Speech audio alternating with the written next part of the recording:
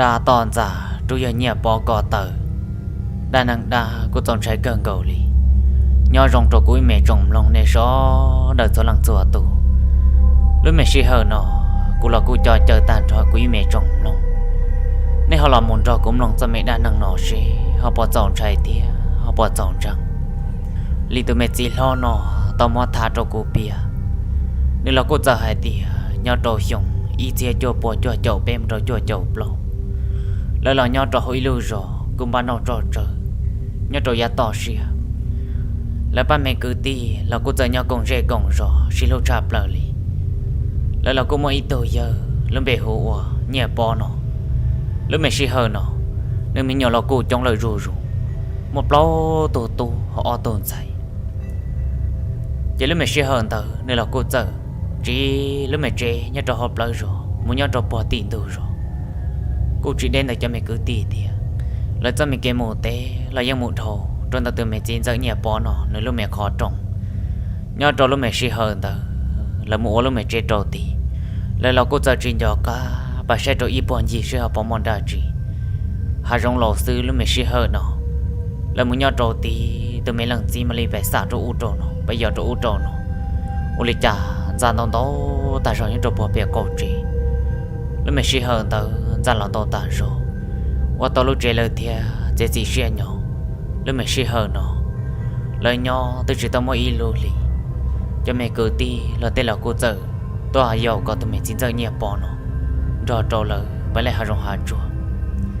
chỉ tụi mẹ lần nhẹ là cô giờ cho ở tụi mẹ tu lo rồi tụi mẹ xài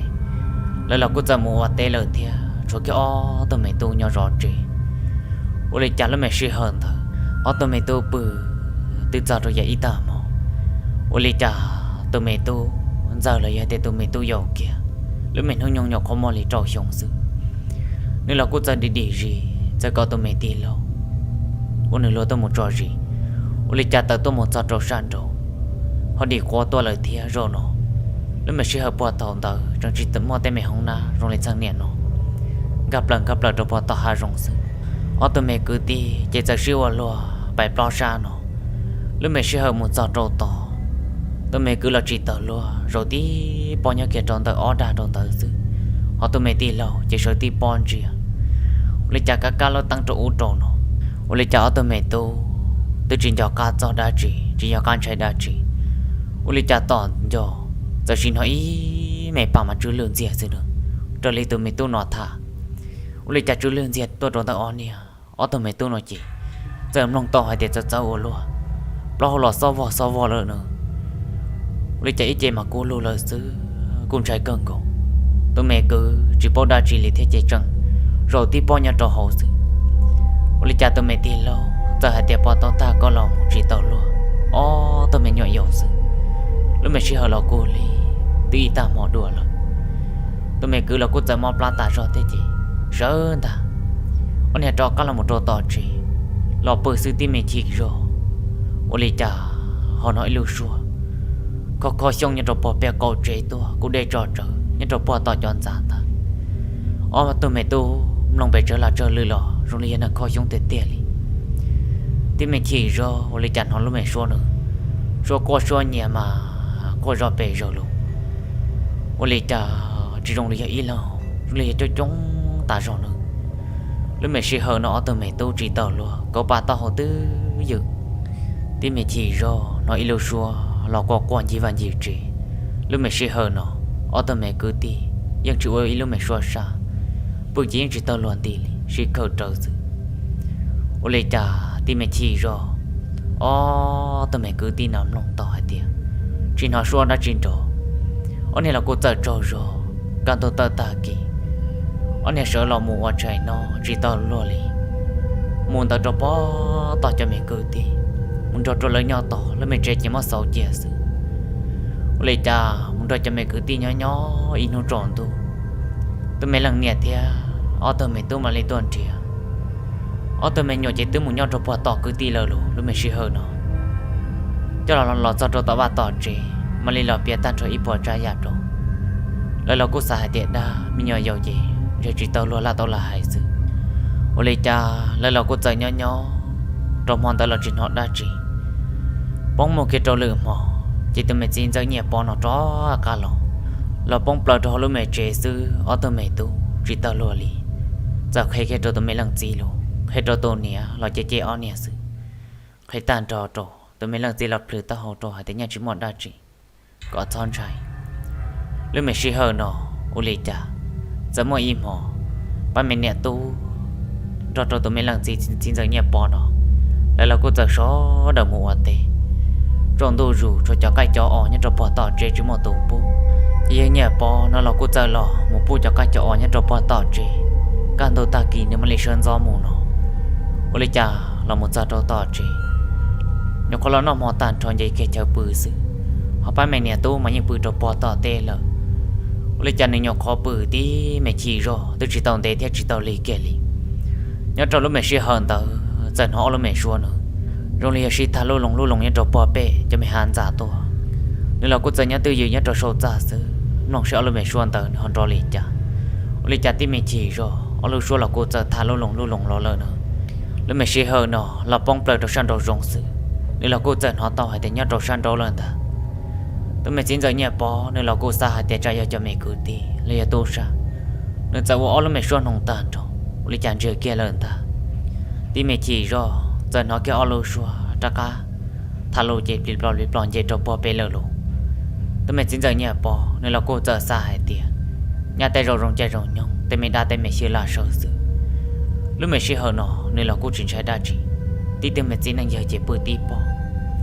ô lấy trả tí mày chỉ rồi ta tao giờ là cho rõ sự ô lấy trả tao cho chuyện đó cho số cổ chế luôn rồi lấy lần từ giờ bỏ à lại à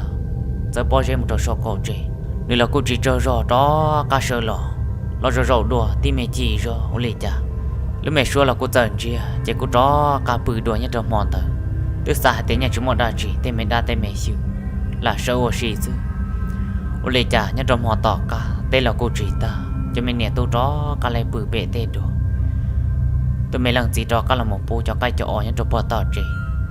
lúc mày xì hờ nó là một giọt cho tỏ chỉ chứ tôi chỉ xua tàu lò tôi phải đặt cho thèm luôn chứ là trái kia rồi sau đó là mẹ khó trong tàn rồi ôi cha tròn tôi rụt ra xí một bự tia ôi cha nhát trong mòn tờ chỉ lúc mình lì là cô tờ lời tia các cái lì tàn rồi bông một trò xe có bé được một trò cọp lâu nhiều khó bự xứ trò can hỏi lúc mẹ xua luôn chỉ giờ thì o lăng liều cô lần ta rồi lại chơi trong tàn rồi lại thả bé mà lúc lọt thì mẹ chỉ rồi tới mẹ xua co xua nhỉ trò can đón trùng xuân rùa theo xua căng lòn rò sẽ tỏ những trò bò bé có trẻ tuổi lúc mày xí hơn nó nên là cô xã để san chế cho cả bỏ bọn chế mày chỉ rồi li bọn chế là li tà mà gì ô li chả nó rồi rong như giờ lúc mày xuân đòn rò tê tê cho bé tuổi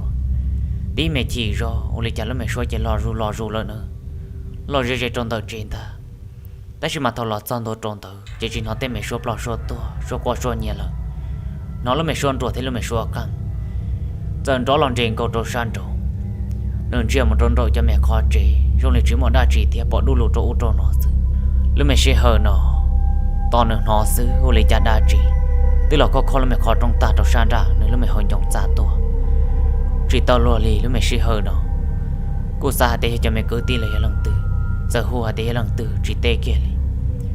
dọn trái ta rồi lúc mẹ sẽ hờ nó chỉ bỏ cả cơ so rõ bể rồi có là mẹ khó trong hồ chèn chia thì mẹ chỉ rõ cho các khó đồ tiền ta nên là cô giờ sợ kia mù ô lấy trả cả lúc mẹ tăng một chỗ chứ mua lần từ kia li chứ mua đa chỉ thiệt chỉ tao lo li cho cả lò bự mua là mẹ khó trong ta liệt khó ta rõ trong lò bò cho mẹ phò mong phò kê bự xứ lúc mẹ xí hơn nó ô lấy trả thì mẹ chỉ rõ lúc mẹ xuân tới chỉ cho cả chuồn dây to nó cho bé to rồi giờ muốn dây cho bé nó thả mà lì lông xứ nữa nông chỉ tao ít xua kia li lúc mẹ xí hơn nó ô lấy trả nên giờ nhân chiếm một tí lúc mẹ khó trông xuống giờ bỏ cái tí giảm mình đã chỉ nữa lấy trả trong đu lụp bỏ tí lòn ta nên là cô giờ cả cái tăng một trâu trong này chứ một đã chỉ tao lo li lờ lúc mẹ xí hơn nó tôi kia lo tăng sự đó cả bự tí dưỡng lòng ta tôi trở ra bỏ những trong ta hậu xuyên sự ô lấy trả tí mẹ chỉ rồi lúc mẹ vì trả đã cả nhà rồi lỡ nữa lúc mẹ xí hơn ta cả cái lúc mẹ chỉ là có khó la tả rồi còn chỉ lúc mẹ vì trả nó có những bỏ hạt tiền lúc mẹ vì trả này nhau lấy trả nó ô lấy trả ta lúc mình vi trai chỉ trong lịch nhà rủ lợn nữa trong lịch mới tồn năng nè lúc mình xí hơn nó tụi mình lần gì dần dần lúc mình vi trai giờ tả rồi nó giờ cá kia tăng một rồi ủa lịch lúc mình vi trai chọn tổ số chỉ một đa chỉ tiền chỉ tao lo lúc mình xí hơn nó chỉ sợ trăng lâu nữa giờ lo trâu tờ lon đầy tờ ta lịch thì mình chỉ rồi tôi chỉ tao đầy kia liền trên rồi rong đầy tờ ủa lịch lại mua một đồ bò tỏ lúc mình khó trong ta toàn nữa lúc mình chờ bự bỏ tí tụng đa chỉ nữa rồi tí bỏ nhà rồi tỏ lúc mình xí hơn nó đã có lý cho khó muốn chơi kia một đồ chỉ bỏ lời tiếc muốn cô liệt khó mọt tay đó các lần để tao tí chỉ tao lo li xóa câu trâu u trâu nó rồi lại chỉ bỏ đa chỉ thiệt chỉ mòn đa chỉ giờ đó các lần một bự lúc mình xí hơn nó bự lo rồi li tí chỉ mòn đa chỉ cho rõ ta rồi lúc cha nó bự lúc mình xí hơn tao nó mà tiêuกันตัวเลยทีโอลิจันนึงหอเกี่ยอีชาไม่เต็มมาเจเจเราตัวงนชาไม่กอดเตอแต่เราไม่เจ้าดาเตอซื้อจีสีรอจูหน่อยนึงเราไม่ซีเฮอร์เนาะโอลิจันตัวไม่เยอะเนี่ยปอนเราจินเราต้องรอกาจานตาแต่จีทั้งเราจ่อจีปืนรอกาจานเตลเราส่วนจะจังเราไม่ตั้งการตัวอุดรเนาะจีมันได้จีลีเราไม่วิจัยจีตื้อตุนชอเลยทีจีตัวเราลีเราเราไม่ซีเฮอร์เนาะหลังแต่เราไม่อยู่จูกอดเตอปอรอกาจาแต่จีตัวเราปืนเชื่อเราหมดรอเตอที่ไม่จีรอแล้วไม่ตัวเราโกกาเลยทีgiờ không có trap phò chỉ chỉ nọ chạy đi chẳng trong tôi một trò bò bể tê sự ôi cha tôi một trò bể cho mình nghe tôi mà ta tỏ nọ chạy rõ bể rồi lấy nọ chạy tàn trò gì đó cả mùa tê nhớ tròn hôn tao là tê cô tàn trò lấy là một tròn tôi trò bò tỏ ba tỏ chỉ nhớ tròn tao tôi mệt gì ôi giờ nhẹ bò nó chỉ tao lo đi lợn nữa nó mệt xí hở nó nhân chạy tả rồi bỏ om họ nó lợi dữ gì tôi plei tôi trò lợi dữ bự tròn tôi chỉ sao trò rồi nhớ trong mòn tờ lại là cô chờ bự nhớ trong tờ ở tờ mẹ tôi lo cho tôi mẹ chạy giờ này tôi muốn chạy ra lợi thiệt on hiện cho tờ mẹ tôi chờ bự tờ mẹ lần gì là nhớ y sa tờ mẹ lần này là nhớ tôi y sa ở tờ mẹ nhỏ chỉ bự nhớ cho hồn luôn ra ôi cha tê mẹ chỉ rồi ôi cha tờ mẹ lần gì ôi giờ hai tiệt nhớ bọn này chỉ thằng lò sai kêu lại cha ở tờ mẹ nhỏ nữa chỉ trong này bỏ ta lợi thiệt lúc mẹ xí hở nó rồi lại giờ đã chỉ mà lo ta rồi bây giờ tờ mẹ lần này là muốn chùa nó nữa ôi lịch cha đại bà mà su vong sự lúc mình xí hờ nó tụi mình làm gì giờ mà đại bà giờ kia nó lịch cha bỏ tí tụi mặt đun trên nhà tròn tờ sư nuôi cha giờ xua cái lúc mình tăng bể hòn nhung lộ chỉ bỏ tăng li lợi theo lúc mình xí hờ nó mà tả rồi giờ xua một tàu kia trỗi nhà toàn tên hàn chỉ kia lô tăng lò cá kia trâu lịch cha tí tụi không một lời lo riêng trong một trâu tụi lúc mình làm gì theo lộ khoan vô trên sao xí lo ôi lịch cha tụi mình làm gì trên đó tông trâu sát to lộแต่เราหัวพอจะชวนหาอุเลจ่าแล้วไม่ใช่เหรอเนาะถ้าพอเรากูยอจีคันก็ต้องรับพอซื้อจังต้องหมดจะโจต่อกาเกลไม่ตั้งหมดโจเลยจะจิ้มหมดได้จีเขาเตะเราเขาดูลื้อๆกาหมดโจเขาเตะแม่กาจังเราจิ้มหมดได้จีตัวไม่หลังจีลูกเชื่อเรากูปงท่าสาเหตุใจไม่เมจีตัวไม่ด่าตัวแต่คนเจ้ามันชาชีเลยซื้อจำมันเนื้อตัวไม่ตู้ต่อตัวเจอเรากาตั้งเราใช้เอาตัวไม่ตู้อุเลจ่าจะมอลอนชาลีแต่ชิมาจีต่อตรงเขาตื่นเกลีnhớ trong đó tụi mình tôn ra mà sa tả rồi này tụi mình đã tôn nó từ lúc mà chuẩn đến đây nữa từ sa tả rồi giờ mà tụi mình tu trả là cho lòng giống mà ta rồi chỉ tụi mình lần nhiệt ra cả cho một bữa tụi mình lần gì là chỉ rồi lúc mình sẽ hơn nó nhiệt bỏ chạy rồi thì bỏ nhớ rồi tỏ lúc mình khó chung riêng trong rồi lúc mình chơi sự nhưng chuyện rồi họ lúc chơi kia đi muốn cho gì cho là cho đó các là các tăng ý lừa tan rồi mà lấy cho các là một rộn để tự ôi lấy cha nhỏ gan thộp lờ trong này tí chỉ món đa chỉ thiệt bông một cái trâu lửa mò là cô chỉ món đa chỉ lại là cô chơi nhỏ cả xe lô ở tầm mình tôi là cô chỉ món đa chỉ từ tao lúc mình hình tới tàn trò tao một cái trâu lửa lù lì ôi anh nàng cô tận nó lúc mình suy hơn nó giờ mới im họ nhà bỏ tao mình bỏ nhẹ thiệt rồi cho mình nhỏ lại là cô chơi một chỗ rồi nhưng rồi bỏ tao cho mình nhẹ lo chín giờ nhưng rồi bỏ tao lại cho mình rồi lại ta số kia nhà bỏ tí lần nhà trò hồ chơi rõ chơi xứ lúc mình suy hơn nó lúc mình tôi là cô trò chỉ tao bỏ cho mình nhà tôi lò lì nhà bỏ là cô dần rồi là cô rõ rằng hiểu món nó lúc mình suy hơn nó nhà bỏ rồi là cô tàn trò rằng cái này mà tao bỏ chơi tao san rồi lúc mình tôi là cô trò lời thì tập là một trò san rồi giờ kia một trò bè cò chơi xứ cha bỏ lần từ nữa sau những trò bè cò chơi lời lúc mình suy hơn nó là cô dần chơi rồi là nhà năng để tiền ta giờ sau một trò hồ chơi rồi lên nữa chỉ bỏ nhẹ bỏ lên nữa lên mình xí hở nó nhẹ bỏ là con trai mình gì là giờ tên mình tô ra nó tên sao tô yêu bỏ chơi thế nhẹ bỏ là cô giờ hay tên lần từ nào lấy cha có tua sau đã chỉ bê có lấy cha tụ đu to chỉ chờ chơi to cái lỗ lúc lên nửa bỏ tiếng nhà bỏ nhà to nó nửa chơi chờ khi chẳng rong nữa cái tròn đó lúc mẹ cậu chơi chỉ ta to gì nó đồ bỏ to cho mẹ hà rong lời xứ lúc mẹ xí hơn nó chỉ to luôn đi nhà bỏ là chờ khi chẳng rong một cái lỗ tăng một nhà cái trò bên nó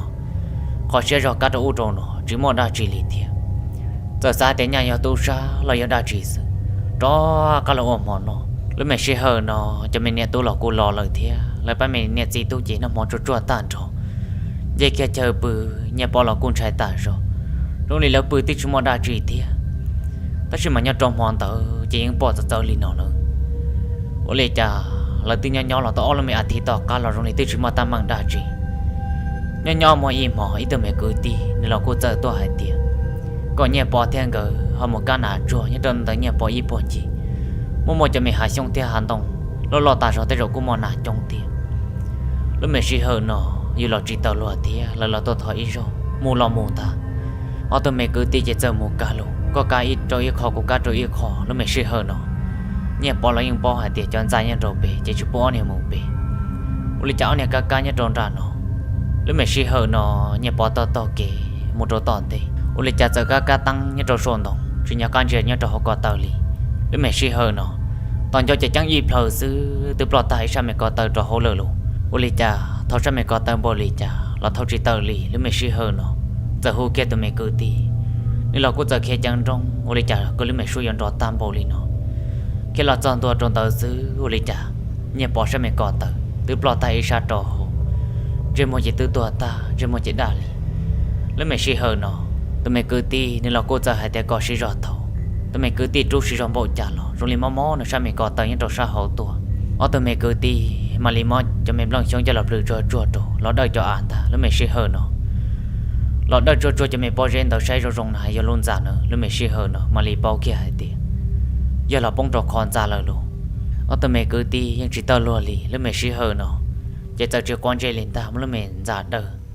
lúc chả đỡ chọn tua trò hậu từ bỏ xin tua lúc mẹ bỏ hậu cho nó trò sâu nó rồi lịch đây con đã chỉ nhau trò hậu ta ở này là cô giờ chơi cá bà mù chú trò hậu lịch chả chỉ muốn đã chỉ tiền chứ cho mẹ chia ôi giờ hai tiền tiền tổng là giờ bỏ gì trơn nhau trò hậu sự ở tụi mẹ cứ đi xa hai tiền giờ tổng cho các chủ đuổi rồi gì lịch chả toàn cho xí rồi một trò rồi lịch trò ý nhà mình đã chỉ lịch chả rong nhung nhau trò hậu tua tụi từ lo tụi xa giờ lời thiệt lúc mẹ xí hờ nó ở lần tụi mẹ cá bà ôi cha toàn gió nhà bỏ nhỏ có ý nhà thầu sao mẹ còn tao mà lò xứ ôi cha lai lời thiệt ở tụi mẹ cứ ti chị cá một trò hồ ôi cha bỏ tay mẹ con giờ mà lia lòng nhà trò ở tụi mẹ cứ ti chỉ tờ lùa li muốn cho mẹ bỏ ra cá mà thu chua trò khi chẳng trong là một trò to chỉ ôi cha tao chuyện đây to cá nó nhà bỏ là có giờ to cái ý tưởng mò là một sai năng sai gian bộ cha lần từ là nhà hải tiệt đã tổ tru cỏ tờ đã toàn giả tru cỏ tờ sự có là ba mẹ nhà gì tu cái chuyện thế tưởng bùa chứ là vui thay mẹ năng khó là lúc mẹ chế sự nhớ cho lúc mẹ xí hở nó ba mẹ nhà gì tu giờ thế tưởng bùa chứ là khó lúc mẹ chế tàn rồi là chỉ tao luôn nhớ cho bùa tí lợi thiệt cho các khi là một trò rồi cho mẹ cứ tí nhớ cho bùa tỏ nó chỉ trong lịch tổ mò là cũng giờ trong một lợi rủ lúc này chín họ thì vẫn chỉ đa chỉ lý lợi thiệt chỉ nhớ cho mẹ đa năng là cũng chúng mất tha là sau nó sự cô giờ ít ra mẹ đa năng lù ta rồi cô mẹ trồng long cô bà thấy trẻ xưa hạt tiền là mẹ xưa hở nem lòng ta lợn giờ chỉ cho mẹ cái nào can nhau rồi với mà lấy xin gì nhân trâu lử ra sau đó nhau rồi